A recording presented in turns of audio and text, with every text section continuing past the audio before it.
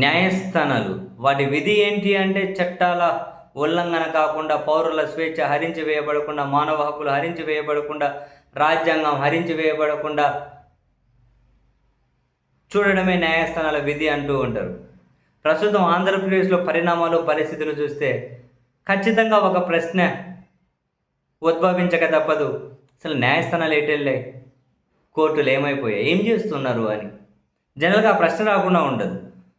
పోలీసులు ఒక పౌరుణ్ణి కొట్టి చంపేసి శవం కూడా లేకుండా చేశారు అనే ఇంత దారుణమైనటువంటి ఎపిసోడ్లో ఇప్పటి వరకు న్యాయస్థానాలు ఇదేం పద్ధతి అని పోలీసుల మీద కన్నెర్ర చేసిన ఒక్క మాట కూడా ఇప్పటి వరకు చూడలేదు.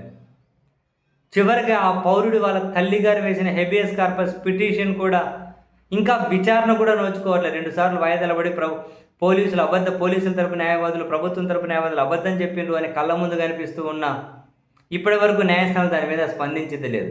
ఇంతకు మించి పౌర హక్కులు ఏ విధంగా హరించి వేయబడతాయి, ఇంతకు మించి చట్ట ఉల్లంఘనలు ఏ విధంగా జరుగుతాయి, ఇంతకు మించి రాజ్యాంగ ఉల్లంఘనలు ఏ విధంగా జరుగుతాయి. అసలు సుమోటో అనేది ఒకటి ఉంటుంది. ఇటువంటి విషయాలు కాకుండా మరి దేంట్లో సుమోటోగా తీసుకుంటారు? నిజంగా అందు చిక్కని ప్రశ్న. మరొక పక్క ఒక యూట్యూబర్ను వరుసకు 3 రోజులు 3 సార్లు అరెస్ట్ చేసి 3 సార్లు బెయిల్ వస్తే 4వ సారి అరెస్ట్ చేశారు. అంతా ఒకే అంశమే. ఏదో కించపరిచే విధంగా మాట్లాడారు, రెచ్చగొట్టే విధంగా మాట్లాడారు. నాకు ఒక అంశమే, ఒక అంశం మీద వరుసగా 4 రోజులు 4 కేసులు పెట్టారా? ఇప్పుడు 3 కేసులు బెయిల్ వస్తే ఇంకో కేసులు ఎత్తుకెళ్ళారా? ఏం జరుగుతుంది? ఒక కోర్టు కూడా ఎందుకు ఈ విధంగా చేస్తున్నారని చెప్పి అడగరా?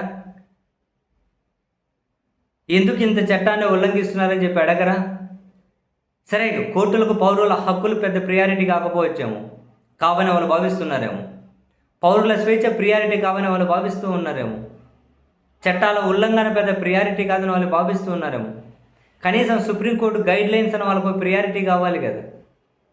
సుప్రీంకోర్టు గైడ్ లైన్స్ అయినా 7 సంవత్సరాలలోపు శిక్ష పడే కేసుల్లో కనీసం నోటీసులు ఇవ్వాలి, 14 రోజుల పాటు ప్రాథమిక విచారణ చేసిన తర్వాతే కేసు పెట్టాలి అని అంటూ ఉన్నారు కదా. మరి ఒక యూట్యూబర్ని అరెస్ట్ చేసి వరుసగా 4వ అరెస్ట్ 4 రోజుల్లో 3 అరెస్టులలో 3 సార్లు బెయిల్ ఇచ్చాయి. మరి ఇంత దారుణంగా ఏ కుటుంబానికి చెప్పి ఆయన అరెస్ట్ చేశారు? ఏ నోటీసులు ఇచ్చి స్పందించకపోతే అరెస్ట్ చేశారు? మరి ఇన్ని ఉల్లంఘనలు జరుగుతున్నప్పుడు కోర్టులు అడగట్లేదా? వాళ్ళకి ఏది పరిగణలోకి తీసుకోలేకపోవచ్చేమో, కనీసం సుప్రీంకోర్టు గైడ్ లైన్స్ అయినా పరిగణలోకి తీసుకోరా? మరి అది ఉల్లంఘన కదా ఇక్కడ?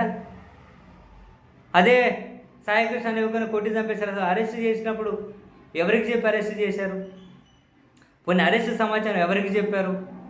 ఎవరి మీద చర్యలు ఉండవా? ఏ కేసు వాళ్ళు సుమోటోగా విచారించరా? ఏ పౌరుల హక్కులు వాళ్ళకు సబ్జెక్టే కాదా? మరి ఇంత దారుణమైనటువంటి వ్యవస్థల పనితీరులో కూడా న్యాయస్థానంలో జోక్యం చేసుకోలేకపోతే ఎప్పుడు నెక్స్ట్ 3 నెలలకు 6 నెలలకు ఆగ్రహాన్ని, ఆవేశాన్ని, ఆశ్చర్యాన్ని, విస్మయాన్ని, ఆవేదనను వ్యక్తపరుస్తాయి ఆ కోర్టులు? ఏంటో మనకు అసలు నిజంగా అర్థమే కావడం లేదు. నీతి, న్యాయం, చట్టం, రాజ్యాంగం, ప్రజాస్వామ్యం, భావ ప్రకటన స్వేచ్ఛ, పౌరుల హక్కులు ఇవన్నీ బూతులుగా ఏమైనా పరిగణింపబడుతున్నాయా ఈ సమాజంలో? వాటి కోసం తాపత్రయపడే వాళ్ళు ద్రోహులా? బహుశా అదే ముద్ర వేసేసినట్టున్నారు రాబోయే రోజుల్లో.